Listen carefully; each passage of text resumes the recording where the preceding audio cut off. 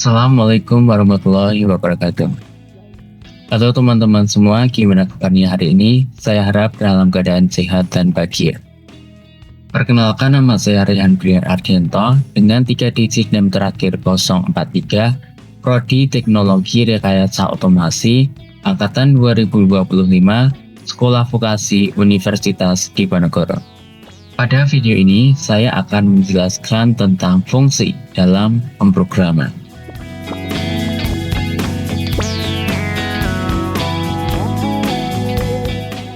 Tujuan pembelajaran pada video ini yaitu: pertama, memahami fungsi, parameter, dan return value. Yang kedua, memahami scope variabel. Yang ketiga, memahami desain fungsi via flowchart. Yang keempat, demo activity 7 dan project school grades.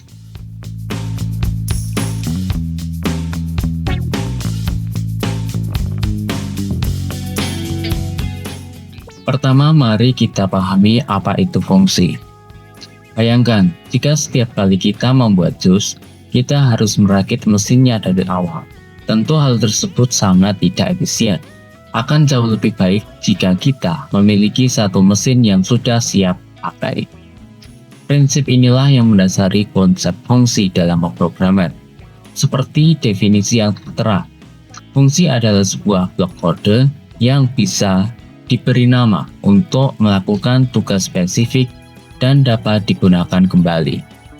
Daripada kita menulis rangkaian perintah yang sama berulang kali, kita bisa membungkusnya dalam satu fungsi, lalu memberinya nama. Sama seperti mesin jus, kita cukup memanggil nama fungsi tersebut setiap kali kita membutuhkannya, tanpa perlu menulis ulang seluruh prosesnya dari awal. Selanjutnya, kita telah memiliki mesin atau fungsi. Namun bagaimana caranya agar mesin ini dapat menghasilkan jus yang bervariasi sesuai keinginan kita? Misalnya jus apel atau jus jeruk. Disinilah parameter berperan. Parameter dapat kita ibaratkan sebagai saluran input data untuk sebuah fungsi. Ini adalah cara kita memberikan informasi dari luar agar dapat diolah di dalam fungsi. Dalam analogi mesin jus, parameter adalah spesifikasi bahan yang bisa diterima oleh mesin. Saat kita merancang fungsi, kita mendefinisikan wadah untuk input ini. Misalnya, kita beri nama jenis buah. Wadah bernama jenis buah inilah yang disebut parameter. Kemudian, nilai aktual yang kita masukkan saat menggunakan fungsi tersebut, misalnya apel, nilai itulah yang disebut sebagai arg. Jadi secara sederhana, parameter adalah variabel dalam definisi fungsi. Sedangkan argumen adalah nilai nyata yang kita berikan saat fungsi dipanggil. Kita sudah memiliki mesin atau fungsi dan juga memberikan input atau parameter. Lalu apa hasil akhir yang dikeluarkan dari mesin tersebut setelah selesai bekerja? Hasilnya adalah segelas jus. Produk akhir inilah yang kita kenal sebagai return value atau nilai kembalian. Return value adalah data keluaran atau output atau hasil yang diberikan kembali oleh fungsi setelah seluruh perintahnya selesai dieksekusi. Hasil ini kemudian dapat kita simpan atau gunakan untuk proses selanjutnya. Namun, perlu diperhatikan bahwa tidak semua fungsi memberikan hasil kembali. Ada fungsi yang tugasnya hanya melakukan sesuatu tanpa menghasilkan output. Contohnya, seperti fungsi yang hanya menampilkan tulisan di layar. Misalnya, print, proses selesai. Fungsi ini seperti mesin kopi yang punya lampu indikator. Lampunya menyala memberitahu kita prosesnya sudah selesai, tapi dia tidak mengeluarkan kopi. Fungsi seperti ini tidak memiliki return value yang bermakna. Setelah sebelumnya kita mengetahui apa itu fungsi, parameter, dan return value, sekarang saya akan menjelaskan fungsi, dan scope variabel di Scratch. Pertama-tama, saya akan membuat programnya terlebih dahulu. Kita pergi ke Events dan seret block when green flag click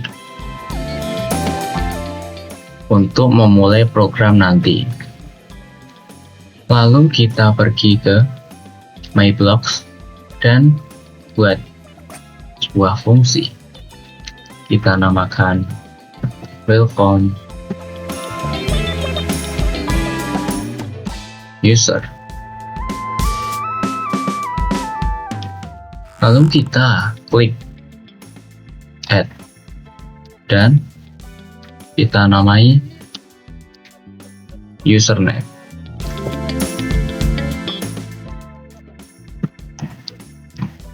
Lalu kita klik OK. Akan muncul define di sini. Lalu kita pergi ke logs dan seret say hello. Masukkan ke sini. Lalu kita membutuhkan sebuah join, klik operator dan seret join. Masukkan ke sini. Lalu kita ketik di sini hello.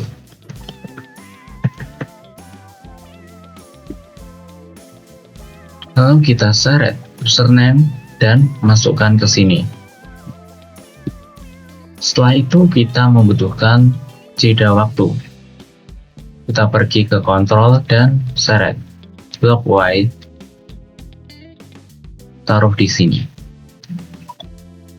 Selanjutnya kita pergi ke logs lagi dan seret block say, masukkan ke sini.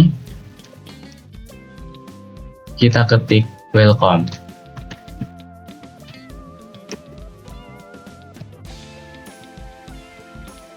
Dan kita perlu jeda waktu lagi. Kita pergi ke kontrol dan seret block white, masukkan ke sini. Selanjutnya kita pergi ke variabel dan kita seret block welcome user ke sini. Seret lagi. Kita membutuhkan 2 dan kita masukkan nama user, katakanlah Rudy dan Alice.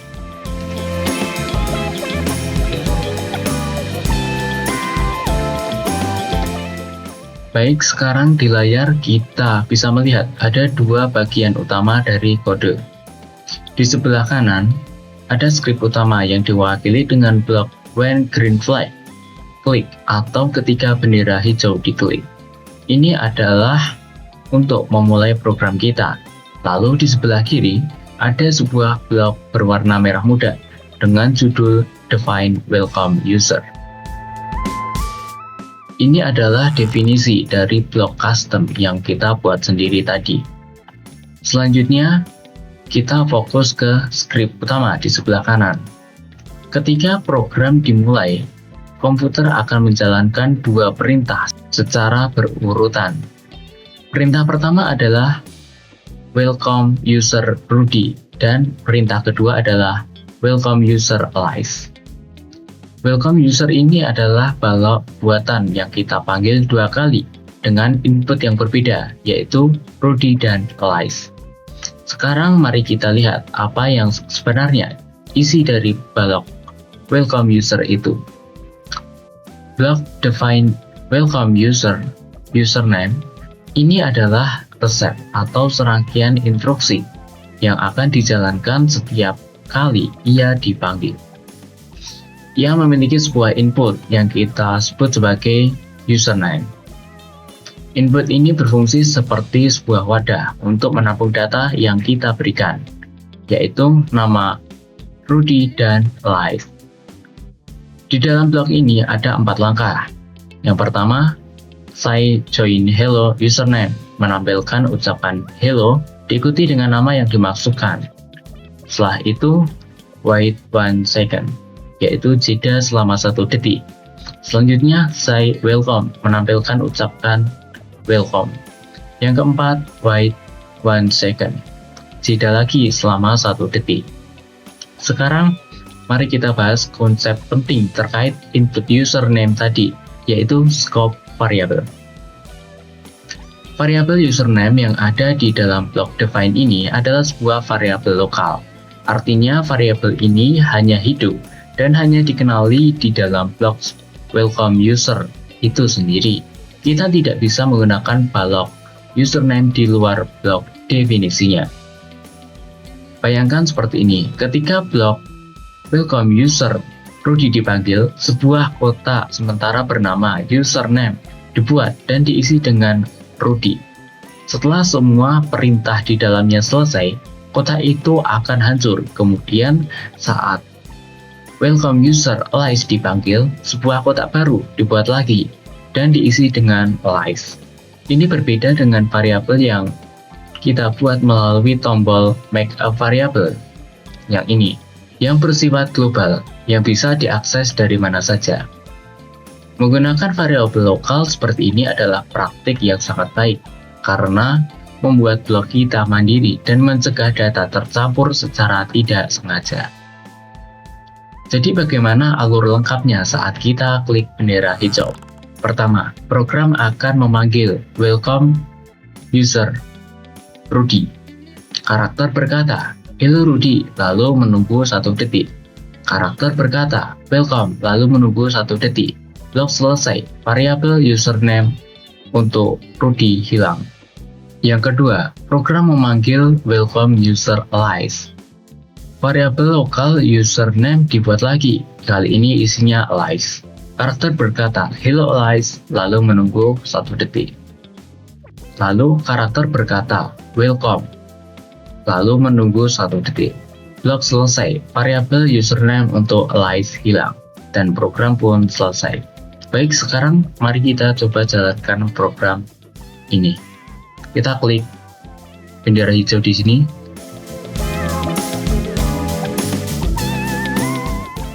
Nah, begitulah cara program ini bekerja.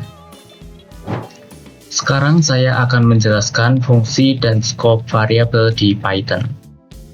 Pertama-tama saya akan membuat programnya terlebih dahulu. Untuk baris pertama, saya akan mengetikkan def welcome user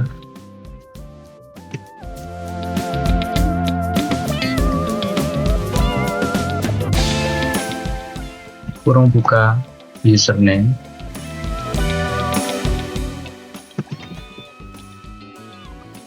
koma spasi user 8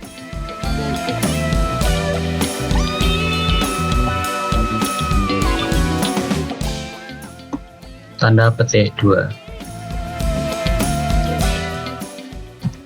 Lalu di baris kedua kita ketik print kurung buka dalam tanda petik hello.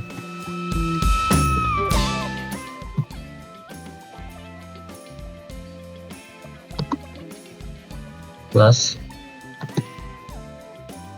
username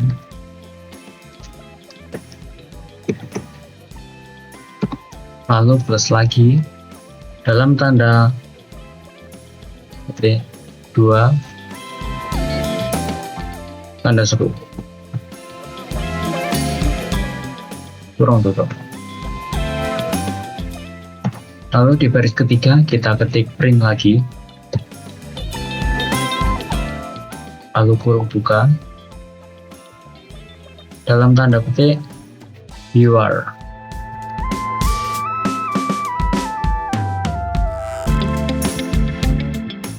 Lalu plus str dalam tanda kurung user 8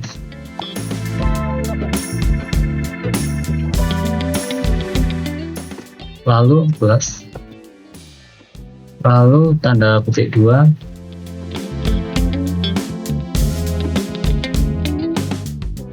titik spasi welcome, tanda seru, kurung tutup. Lalu di baris kelima kita ketik welcome user.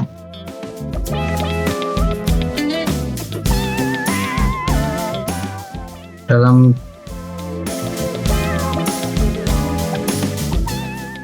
tanda kurung buka, dalam tanda kutip Rudy. Lalu koma 20.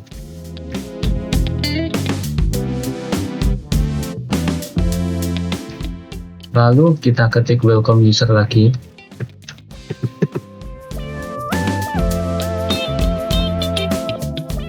Tanda kurung buka.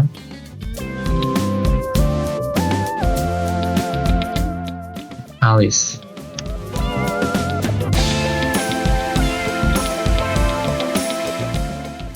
Koma 27.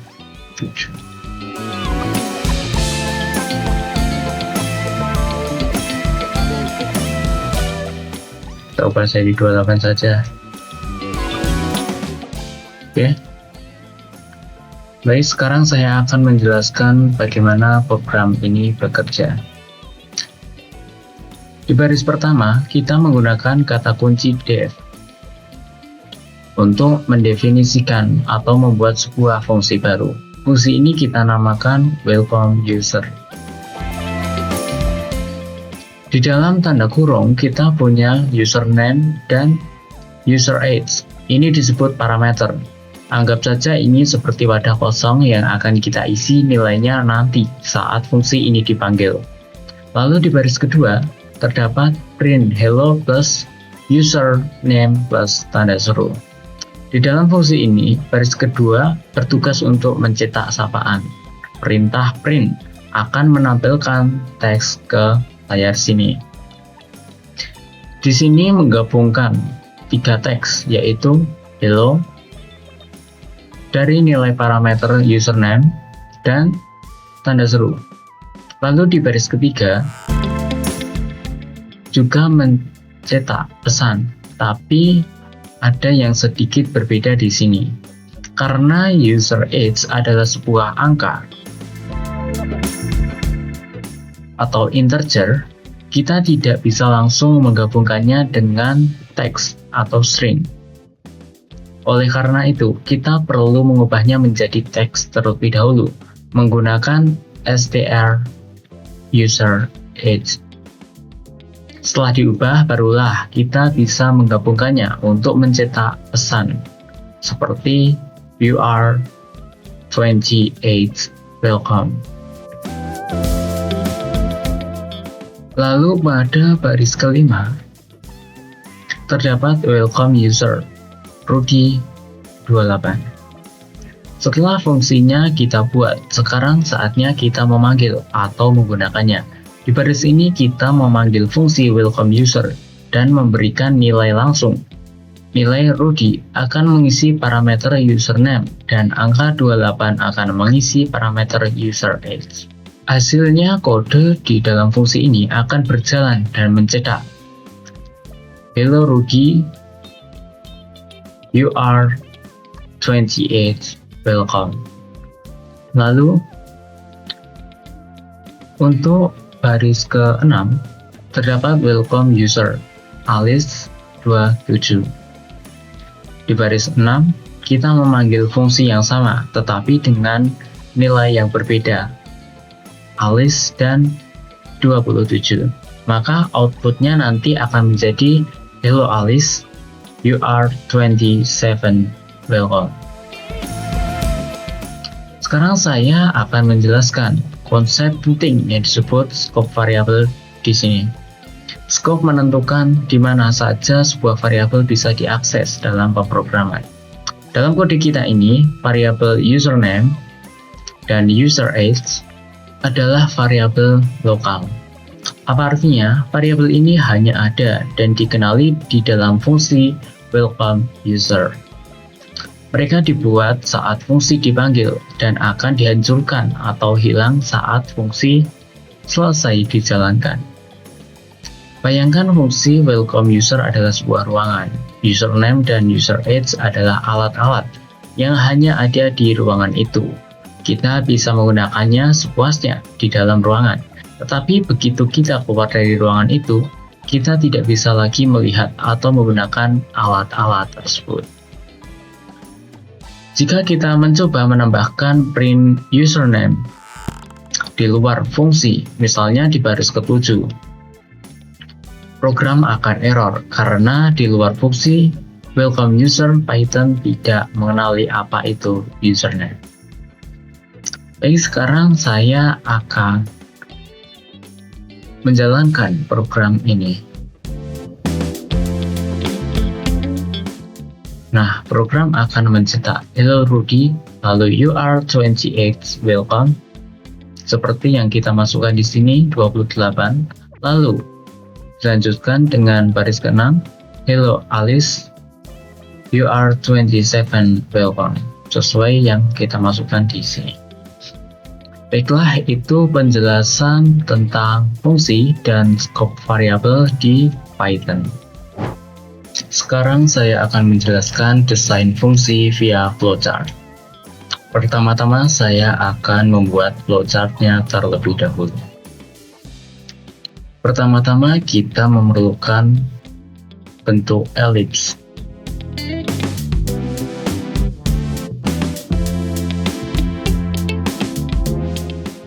Kita ketik di sini start.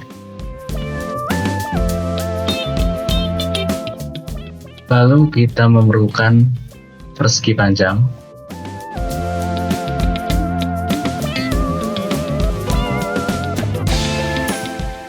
Kita ketik call double number.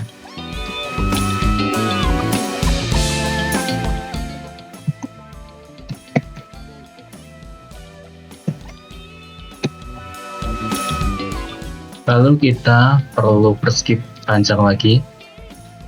Kita masukkan ke sini. Kita ketik print the result.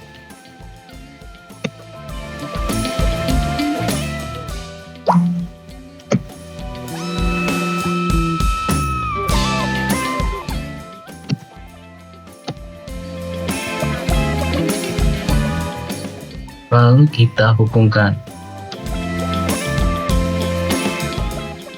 Selanjutnya kita memerlukan bentuk elips lagi. Pindahkan ke sini. Kita ketik double number.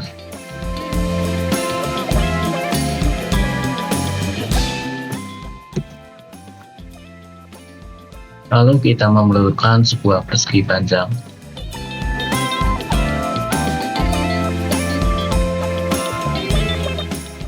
Kita ketik return double of number.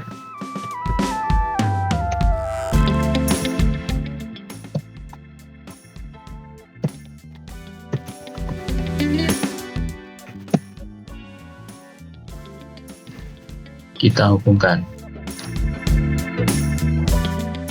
Baik, saya akan menjelaskan flowchart ini. Di hadapan kita ada dua buah flowchart yang terpisah namun saling berhubungan. Diagram di sebelah kiri adalah alur program utama atau main program. Ini adalah urutan instruksi utama yang akan dijalankan oleh komputer dari awal hingga akhir. Diagram di sebelah kanan yang bernama double number. Fungsi ini adalah sebuah blok kode yang terpisah yang memiliki satu tugas spesifik. Tujuan dari keseluruhan program ini sangat sederhana, yaitu menggandakan sebuah angka dan menampilkan hasilnya. Mari kita telusuri alur utama yang ada di sebelah kiri. Start. Ini adalah titik awal dari program kita. Semua akan dieksekusi mulai dari sini. Lalu ada call double number. Ini adalah bagian intinya. Daripada melakukan perhitungan matematika langsung di alur utama, program kita melakukan sebuah panggilan ke fungsi double number. Kita bisa membayangkannya seperti program utama kita menyuruh fungsi lain melakukan sebuah pekerjaan. Saat langkah ini dieksekusi, alur program akan melompat sementara ke fungsi double number. Lalu yang ketiga, print the result. Setelah fungsi double number selesai mengerjakan tugasnya dan mengembalikan sebuah hasil, alur program akan kembali ke sini. Langkah ini kemudian bertugas untuk menampilkan hasil yang sudah dihitung tadi ke layar pengguna. Sekarang mari kita lihat apa yang terjadi di dalam fungsi double number yang ada di sebelah kanan. Fungsi ini dimulai ketika ia dipanggil oleh program utama. Proses di dalamnya adalah return of double number. Artinya fungsi ini akan mengambil sebuah nilai angka yang diberikan oleh pemanggilnya, mengalihkannya dengan 2, dan kemudian mengembalikannya atau return hasil perhitungan tersebut kembali ke program utama yang memanggilnya. Fungsi ini seperti spesialis, ia menerima input, melakukan satu tugas spesifik, dan memberikan output tanpa program utama perlu tahu detail rumit di dalamnya. Untuk mempermudah pemahaman, bayangkan seperti ini. Program utama adalah seorang manajer. Fungsi double number adalah seorang ahli matematika. Manajer atau program utama butuh sebuah angka untuk digandakan. Daripada menghitung sendiri, manajer memanggil ahli matematika, yaitu call double number, dan memberinya angka tersebut. Ahli matematika menerima angka itu, lalu menghitungnya, lalu memberikan kembali hasilnya ke return double of number kepada manajer. Terakhir, manajer mengumumkan hasilnya dengan print the result. Itulah penjelasan desain fungsi via flowchart.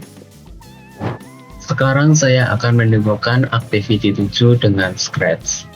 Sebelum saya mendemokannya, saya akan menjelaskan bagaimana program ini dapat bekerja. Program ini adalah kalkulator sederhana yang dibagi menjadi 2 bagian utama, kumpulan fungsi atau definisi di sebelah kiri, dan alur program utama di sebelah kanan. Di sebelah kiri kita mendefinisikan resep atau instruksi-instruksi kecil yang bisa kita panggil nanti. Di sini terdapat define print instruction. Ini adalah fungsi untuk memberikan salam. Saat dipanggil, ia akan menampilkan welcome to the calculator selama 2 detik. Lalu provide two number and then an operation type selama 2 detik. Lalu ada define add two number. Fungsi ini menerima 2 input, number 1 dan number 2. Menjumlahkannya dan menyimpan hasilnya di variabel result. Lalu ada define subtract two number. Sama seperti add, tapi ini melakukan pengurangan. Lalu ada define multiply two numbers. Ini untuk perkalian, dan define divide two numbers. Ini untuk pembagian. Kelima fungsi ini tidak akan berjalan sampai mereka dipanggil oleh program utama. Sekarang kita berpindah ke alur program utama. Ini adalah program utama yang berjalan ketika bendera hijau diklik. Mari kita ikuti alurnya. Yang pertama, mulai dan instruksi. Program dimulai. Hal pertama yang dilakukannya adalah memanggil fungsi print instruction untuk menampilkan pesan selamat datang. Lalu, program bertanya, number 1, dan menunggu jawaban. Jawaban pengguna akan disimpan di variabel number 1. Lalu program bertanya, number 2, dan menyimpan jawabannya di variabel number 2. Lalu program bertanya, operation type. one for addition, dan menyimpan jawaban, misal 1, 2, 3, atau 4 di variable operation. Lalu di sini ada logika keputusan atau if else. Ini adalah inti dari kalkulator. Program akan memeriksa nilai dari variable operation. Jika operation adalah 1, ia akan memanggil fungsi add two numbers untuk menjumlahkan. Selain itu, jika operation adalah 2, ia memanggil subtract two numbers. Selain itu, jika ada operation adalah 3, ia memanggil multiply two numbers. Selain itu, jika operation adalah 4, ada pemeriksaan khusus yang mengecek lagi apakah number 2 bukan 0. Jika bukan 0, ia memanggil divide two numbers. Jika ya, ia menampilkan error division by 0 is not possible dan menghentikan seluruh program. Selain itu, jika pengguna memasukkan angka selain 1, 2, 3, atau 4, ia akan menampilkan error operation number is not correct dan menghentikan program. Lalu, jika program berhasil melewati semua logika di atas tanpa berhenti karena error, ia akan sampai di blok terakhir. Program akan menampilkan result, diikuti dengan nilai apapun yang tersimpan di dalam variabel result, yang sudah diisi oleh salah satu fungsi matematika tadi. Singkatnya, program ini menyapa, menyimpan 2 angka, dan 1 jenis operasi, lalu menggunakan struktur if-else untuk memutuskan fungsi matematika mana yang akan dijalankan, dan terakhir akan menampilkan hasilnya. Baik, sekarang saya akan mendemokannya. Kita klik bendera hijau, kita disambut, dan kita memasukkan nomor pertama. Saya akan memasukkan 4. Lalu nomor kedua saya akan memasukkan 8, dan kita memilih operasi, tipe operasi, dan saya memilih untuk 1, dan hasilnya adalah 12 sesuai dengan yang saya inputkan, yaitu 4 ditambah 8 yang menghasilkan nilai 12. Baik, itulah penjelasan dan demo activity 7 dengan Scratch. Sekarang saya akan mendemokan project School Grades dengan Python. Sebelum saya mendemokannya, saya akan menjelaskan bagaimana program ini bekerja. Pertama, program ini mendefinisikan 4 alat atau 4 fungsi yang akan kita gunakan nanti. Fungsi-fungsi ini tidak akan berjalan sampai mereka dipanggil. Pertama, get grades from user. Fungsi ini tugasnya untuk berinteraksi dengan pengguna dan mengumpulkan nilai. Dia memulai dengan membuat list atau daftar kosong bernama grades. Dia menggunakan while loop atau perulangan yang akan terus berjalan selama variabel as4 grades bernilai true. Di dalam loop, ia akan meminta pengguna untuk memasukkan nilai, yaitu next grade. Ada 3 kemungkinan yang terjadi. Jika pengguna memasukkan -1, ini adalah sinyal untuk berhenti. Loop akan berhenti dengan as4 grades false. Jika pengguna memasukkan nilai yang valid, yaitu antara 0 dan 10, nilai tersebut akan ditambahkan ke dalam list grades. Jika pengguna memasukkan nilai lainnya, misalnya 11 atau -5, program akan mencetak pesan error dan memintanya lagi. Setelah loop selesai, karena pengguna memasukkan -1, fungsi ini akan mengembalikan atau return list grades yang sudah terisi. Lalu yang kedua, compute list minimum. Fungsi ini menerima satu list angka. Tugasnya adalah mencari nilai terkecil. Caranya ia mengasumsikan angka pertama di list adalah minimum sementara.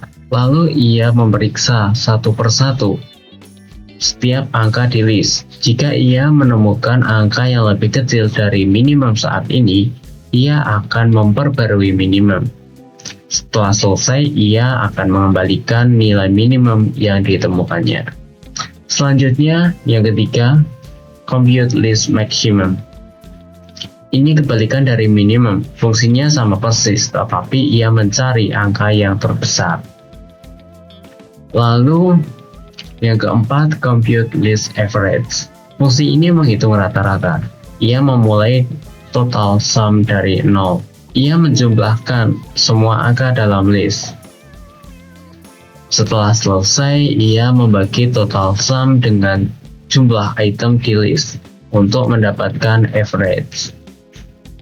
Terakhir, ia mengembalikan average. Lalu untuk bagian kedua, yaitu alur program utama. Ini adalah bagian di mana program benar-benar mulai berjalan dari atas ke bawah. Langkah pertama adalah memanggil fungsi getGrades from user. Program akan lompat ke fungsi itu, menunggu pengguna memasukkan semua nilai, dan -1 untuk berhenti. Lalu kembali sambil membawa list nilai. List itu kemudian disimpan ke dalam variabel bernama grades. Lalu pada baris ke-38 sampai 40, program mengecek apakah list grades ini kosong.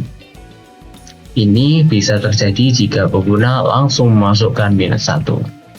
Jika kosong, program akan mencetak pesan, "You're not given any grade," lalu exit, agar tidak terjadi error saat perhitungan. Lalu pada baris 41 sampai 48 adalah perhitungan dan menampilkan. Jika list grade ada isinya, maka program akan lanjut. Pada baris ke-41 sampai 42, program mencetak semua nilai yang diberikan dan berapa jumlahnya. Lalu pada baris 43, memanggil fungsi compute list minimum dan menyimpan hasilnya di variabel minimum. Lalu di baris 44, memanggil compute list maximum dan menyimpan hasilnya di maksimum. Lalu pada baris ke-45, memanggil compute list average dan menyimpan hasilnya di average.